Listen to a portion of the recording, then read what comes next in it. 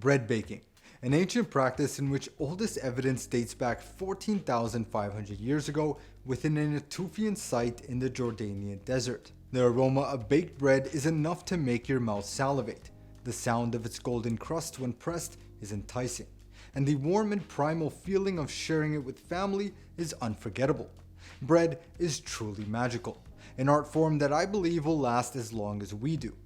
Bread has to be the most humble and modest foods known to humankind, because at its most fundamental level consists of only 4 ingredients: flour, water, salt, and leavening. Let's discuss these 4 elements in more detail. Flour provides structure to all baked goods, whether they be pastries, scones, or sourdough breads. In our previous module, we learned about grains, and flour is made up of one of them, the wheat grain. From the wheat grain, enriched white flour contains only its endosperm, while whole wheat flour contains the endosperm, bran, and germ. Now, the protein content found within your flour will vary depending on what you wish to make. The higher the percentage, the stronger the flour, which means it has more gluten forming potential. The types of breads you'll want to make depend on this. With pizzas, sourdoughs, and loaves, you'll want a flour with a higher percentage of protein, providing stronger gluten formation and thus chewier bread. However, cakes and pastries, we want gluten formation to be inhibited, so we want a flour with a lower amount of protein, also known as cake flour. Now, mainly there are 2 types of protein within flour, glutenin and gliadin, and both of these make up what we call gluten. But they only make up gluten if a specific condition is met, and that is our next fundamental ingredient, water. Water must be added in order to bind with glutenin and gliadin to form gluten. Without water, gluten wouldn't exist. The flour would simply contain 2 proteins. Now, when water is added to these 2 proteins, they start to link together and begin developing strands, known as gluten strands. As the dough is mixed and kneaded, the strands stretch and contract and begin to rapidly link even more, developing what we call a gluten network. Furthermore, both glutenin and gliadin have their own purpose within our gluten network. Glutenin provides elasticity, which means that the dough can snap back when pulled, and gliadin provides extensibility, meaning that the dough can be stretched without tearing.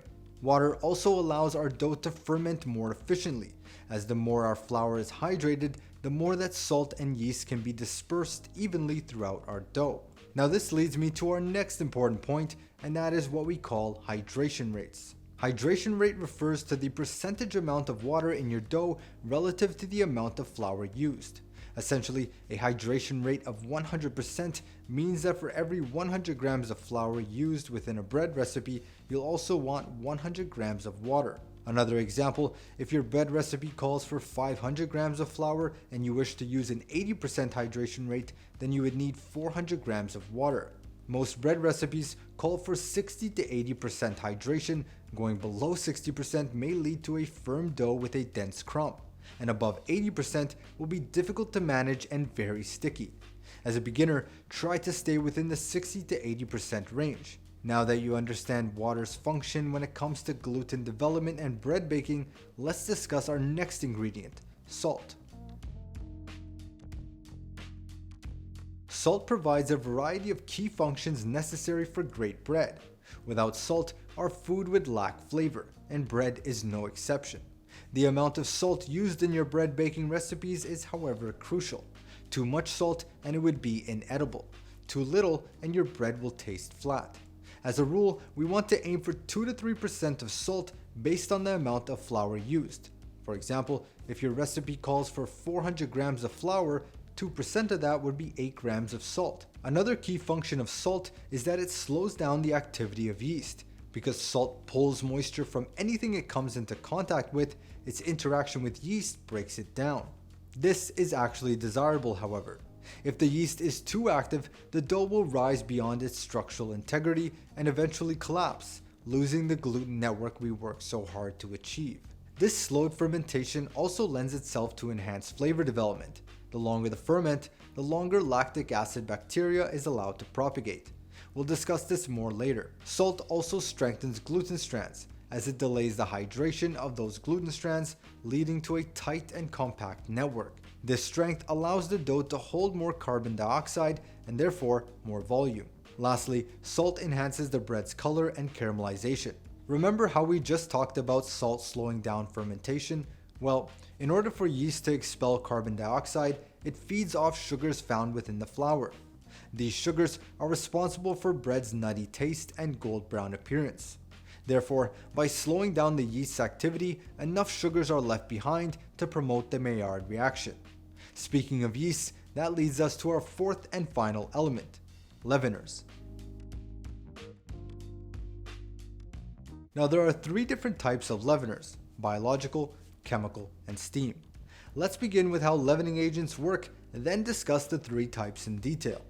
In this lesson, we discussed how gluten and eventual strands are formed as a result from kneading and mixing. Leavening agents produce gas which form thousands of small bubbles within our gluten network. The elasticity of our dough allows these bubbles to expand between gluten strands without bursting. And when the dough is heated, those strands harden while the air pockets caused by the bubbles remain. The size of those air pockets will determine the texture of your bread. Now regarding biological leaveners, we're really talking about a living organism, specifically a fungus known as yeast. Yeast is required for fermentation, and without it, we wouldn't have wine, beer, or bread. Yeast loves sugars, and when they eat starch sugars found in flour, they expel carbon dioxide, which fills the gluten network with air, giving it volume. There's a few types of yeast, from active dry yeast to sourdough starters. Yeast, especially those found within sourdough starters, provide not only carbon dioxide, but flavor as well, unlike our next type of leavener, chemical. There are two types of chemical leaveners, baking soda and baking powder. Baking soda is best combined with an acidic ingredient in order for it to activate. This is because it has a pH level of 8, making it a base. Acidic ingredients include molasses, sour cream, lemon juice, honey, and yogurt. Unlike yeast, which has a reactive process that is slow, baking soda reacts quickly when combined with an acid, which is why muffins are sometimes referred to as quick breads. Baking powder is essentially the same thing as baking soda with the addition of a dry acidic component. If dry, the baking powder will remain inactive. Once moisture is introduced, however, it reacts quite quickly. If you've ever heard the term double-acting baking powder, it means that the first reaction occurs when moisture is introduced and the second when heated. This is why muffin and pancake batters can keep for quite a bit without sacrificing their rising potential. And our last type of leavener is steam. With steam, there is no carbon dioxide production, simply water vapor. When water converts into steam, its volume can increase by 1500 times, which means that its potential to expand gluten is quite powerful. A popular example is puff pastry, which is essentially a dough that is folded into many layers called lamination. This lamination process allows these layers to puff out as a result of the steam produced from the moisture found within the dough and butter. These layers contain trapped air, which makes puff pastry a suitable candidate to be leavened by steam alone. Now that's it for this introductory lesson on the fundamentals of bread. By now you should understand what each of the four ingredients are, how they play a significant role, and why they are necessary for baking great bread. In the next lesson, we'll be discussing the bread cycle, which is the sequence of steps used when baking to help guide you on your journey. I'll see you there.